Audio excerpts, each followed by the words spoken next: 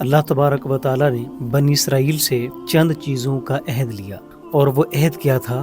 फरमाया व इज़ अखज़ना मीसा का बनी इसराइल, जब हमने बनी इसराइल से ये अहद लिया कि ला ताबुदून इल्लल्लाह, तुम अल्लाह के अलावा किसी की इबादत नहीं करोगे, व बिल वालिदैनी एहसाना, और वालिदैन के साथ हुस्न सलूक करोगे, व दिल कुर्बा वल यतामा वल मसाकीन, और रिश्तेदारों और यतीमों और मसाकीन के साथ भी तुम अच्छा सलूक करोगे, वकूलु लिन्नासी हुस्ना, और लोगों से अच्छी बात कहो। अच्छा, ये जो हुक्म है ये ख़ास तौर पर तो बनी इसराइल के लिए उतरा, लेकिन ये अमूमी तौर पर हमारे लिए है कि हम अल्लाह के अलावा किसी की इबादत न करें।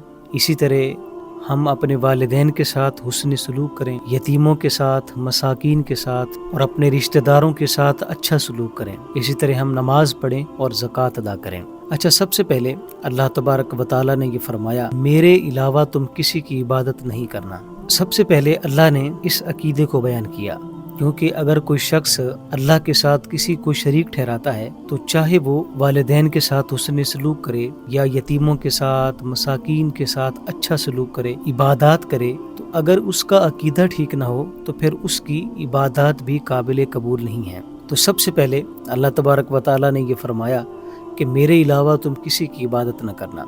इसके बाद फरमाया व बिल वालिदैनी एहसाना, और वालिदैन के साथ हुस्न सलूक करो। अब सवाल ये पैदा होता है कि अल्लाह जल्ल शानहू ने अपनी इबादत से मुत्तसिल ख़ास तौर पर वालिदैन के साथ हुस्न सलूक का क्यों हुक्म इरशाद फरमाया? तो उलमा ये फरमाते हैं कि इसकी वजह यह है कि अल्लाह जल्ल शानहू इंसान का खालिक हकीकी है, और जो वालिदैन हैं वो इस दुनिया में लाने का सबब बने हैं। तो इसलिए अल्लाह ने अपनी इबादत के साथ मुत्तसिल ये हुक्म इरशाद फरमा दिया कि तुमने अपने वालिदैन के साथ हुस्न सलूक भी करना है। वालिदैन की इताअत करना हमारे ऊपर लाजिम है, लेकिन एक बात कि अगर वालिदैन अल्लाह और उसके रसूल की नाफरमानी का हुक्म देते हैं तो फिर हम उनके हुक्म की तामील नहीं करेंगे। इसी तरह वालिदैन की खिदमत करना हमारे ऊपर लाजिम है, अगरचे वालिदैन काफिर भी हों तो फिर भी उनकी खिदमत की जाएगी, उनके साथ हुस्न सलूक ही किया जाएगा। अगर एक तरफ वालिद का हुक्म आ जाता है और दूसरी तरफ वालदा का हुक्म आ जाता है तो हमारी शरीयत ये कहती है कि वालिद के हुक्म को तरजीह दी जाएगी, और अगर खिदमत का मामला है तो खिदमत के मामले में वालिदा को तरजीह दी जाएगी। मिसाल के तौर पर आप बाज़ार से फ्रूट लाते हैं तो वो फ्रूट आप सबसे पहले अपनी माँ की खिदमत में पेश करेंगे और उसके बाद वालिद की खिदमत में पेश करेंगे। आका करीम अलैहिस्सलाम की बारगाह में एक सहाबी आए और अर्ज़ की, या रसूलल्लाह सल्लल्लाहु ताला अलैहि वसल्लम, मेरे हुस्न सलूक का सबसे ज़्यादा हकदार कौन है? तो आका करीम अलैहिस्सलाम ने फरमाया उम्मुका, तुम्हारी माँ। उन्होंने फिर अर्ज़ की, हुजूर मेरे हुस्न अखलाक का सबसे ज़्यादा हकदार कौन है? तो हुजूर ने फरमाया तुम्हारी माँ। उन्होंने फिर अर्ज़ की, हुजूर मेरे हुस्न अखलाक का सबसे ज़्यादा हकदार कौन है? तो हुजूर ने फरमाया तुम्हारी माँ। उन्होंने फिर चौथी मरतबा सवाल किया कि हुजूर मेरे हुस्न अखलाक का सबसे ज़्यादा हकदार कौन है? तो आका करीम अलैहिस्सलाम ने फरमाया कि तुम्हारा बाप। तो 3 हक हुजूर ने खिदमत के हवाले से माँ के बयान किए और एक हक जो है वो बाप का बयान किया। उलमा ने इसकी तशरीह करते हुए ये फरमाया कि इसकी वजह यह है कि जो माँ है ये बाप से ज़्यादा तकलीफ़ें सहती है।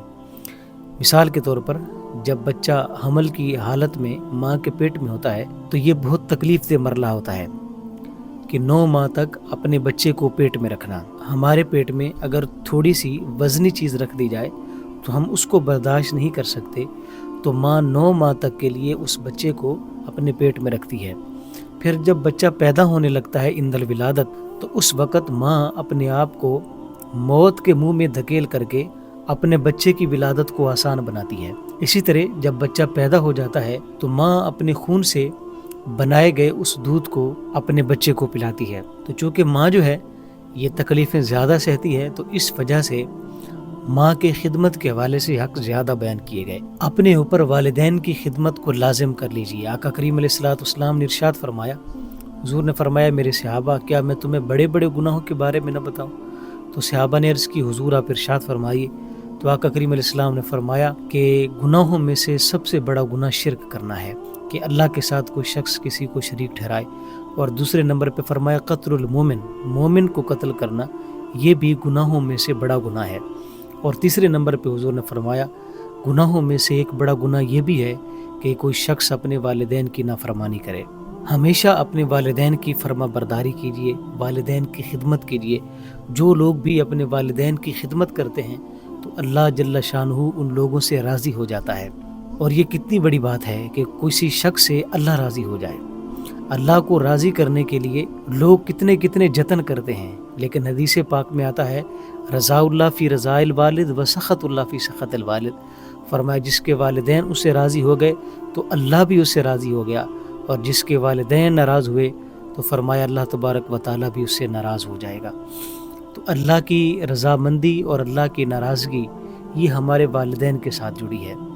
اگر ہم والدین کو راضی کر لیں گے، والدین کو خوش کر لیں گے، ان کی خدمت کر لیں گے تو رب رحمان ہم سے راضی ہو جائے گا۔ اور اگر ہم اپنے والدین کی نافرمانی کریں گے، ان کی بے ادبیاں کریں گے تو پھر اللہ تبارک و تعالیٰ اس کی سزا ہمیں اس دنیا میں بھی دے گا اور آخرت میں بھی اس کی سزا دے گا۔ حضور علیہ الصلوۃ والسلام نے خود ارشاد فرمایا کہ ایک گناہ وہ ہے کہ جس کی سزا آخرت میں تو ملتی ہی ملتی ہے، فرمایا اس کی سزا دنیا میں بھی ملتی ہے۔ آپ دیکھ لیجئے کئی مثالیں آپ کے سامنے ہوں گی کہ وہ لوگ جو اپنے والدین کی نافرمانیاں کرتے تھے، ان کی بے ادبیاں کرتے تھے، تو آج جب وہ خود والدین ہیں تو ان کی اولادیں ان کی بے ادبی کرتی ہیں۔ آقا کریم علیہ السلام نے ایک حدیث میں فرمایا کہ 4 لوگ وہ ہیں کہ جو جنتی ہیں، اور وہ 4 لوگ کون ہیں؟ سب سے پہلے فرمایا وہ شخص جو لقمہ حلال کماتا ہے اور اپنی اولاد کو لقمہ حلال کھلاتا ہے۔ دوسرے نمبر پہ فرمایا وہ خاتون جو اپنے شوہر کی عزت کی حفاظت کرتی ہے، اور تیسرے نمبر پہ فرمایا وہ شخص جس نے سچی توبہ کی، اور چوتھے نمبر پہ فرمایا وہ شخص جس نے اپنے والدین کی خدمت کی۔ تو فرمایا ایسے 4 لوگ اس دنیا میں چلتے پھرتے جنتی ہیں۔ تو والدین کی خدمت کو اپنے اوپر ضرور لازم کریں۔ جن کے والدین اس دنیا فانی سے چلے گئے ہیں تو وہ نماز ضرور پڑھیں، چونکہ جب آپ پنجگانہ نماز پڑھتے ہیں تو 5 نمازوں میں آپ اپنے والدین کے لیے دعا کر سکتے ہیں۔ ربی جعلنی مقیم الصلاۃ ومن ذریتی ربنا وتقبل دعا ربنا اغفر لی ولوالدی، اے اللہ مجھے بھی بخش دے اور میرے والدین کو بھی بخش دے۔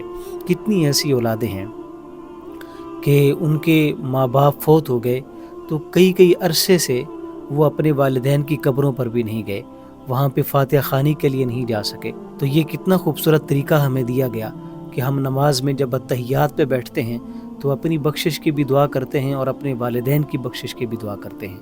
ہمیں روزانہ یہ اللہ کی بارگاہ میں دعا کرنی چاہیے کہ رب ارحمہما کما ربیانی صغیرا، اے اللہ جس طرح ہمارے والدین نے ہمارے اوپر رحم کیا، اے اللہ اسی طرح تو ان کے اوپر بھی رحم فرما۔